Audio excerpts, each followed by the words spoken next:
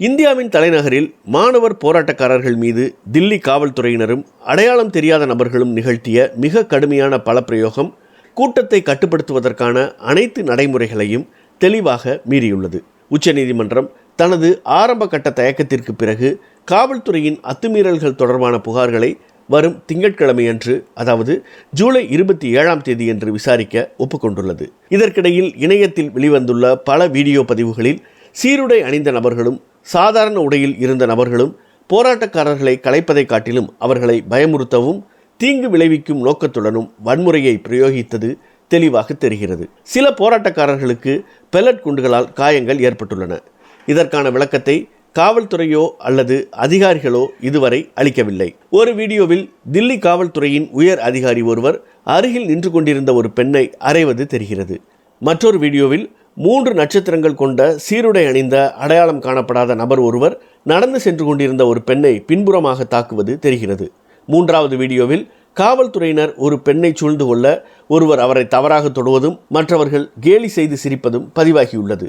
சீருடையில் இல்லாமல் ஹெல்மெட் அணிந்திருந்த சிலர் சமூக வலைதள வீடியோக்களில் போராட்டக்காரர்களை தாக்குவது காணப்படுகிறது. சிலர் நீண்ட ஆணிகள் அடிக்கப்பட்ட தடிகளை ஏந்திச் செல்வதும் சிலர் வாகனங்களை அடித்து நொறுக்குவதும் கேமராவில் பதிவாகியுள்ளது.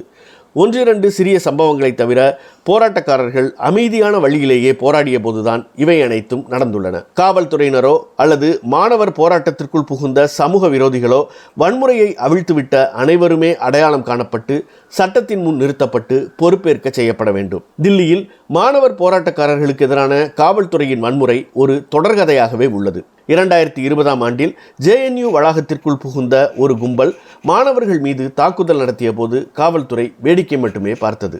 அதன் பிறகு தீவிரமான விசாரணையோ கைதுகளோ நடைபெறவில்லை.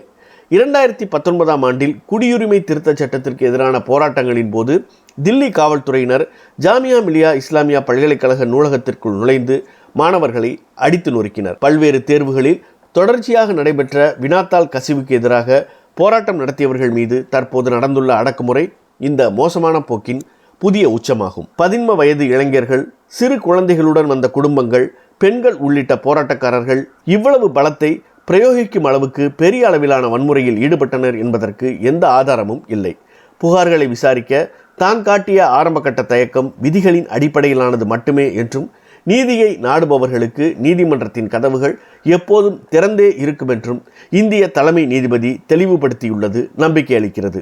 காவல்துறையினர் பயன்படுத்திய வன்முறையின் தன்மையையும் அளவையும் ஆவணப்படுத்தும் 2 மனுக்கள் இப்போது உச்சநீதிமன்றத்தின் முன்பாக உள்ளன. யார் யாரெல்லாம் இதில் ஈடுபட்டார்கள், பயன்படுத்தப்பட்ட பலப்பிரயோகம் அனுமதிக்கப்பட்டதா மற்றும் அது தகுந்த அளவிலானதுதானா என்பதை கண்டறிய முழுமையான விசாரணை நடத்தப்பட வேண்டும். பாலியல் ரீதியான தாக்குதல்கள், பெண்கள் மற்றும் குழந்தைகளுக்கு எதிரான குற்றங்கள் குறித்த புகார்களுக்கு சிறப்பு கவனம் செலுத்தப்பட வேண்டும். இதில் குற்றவாளிகளாக கண்டறியப்படுபவர்கள் சட்ட ரீதியாக முழுமையான தண்டனையை அனுபவிக்க வேண்டும்.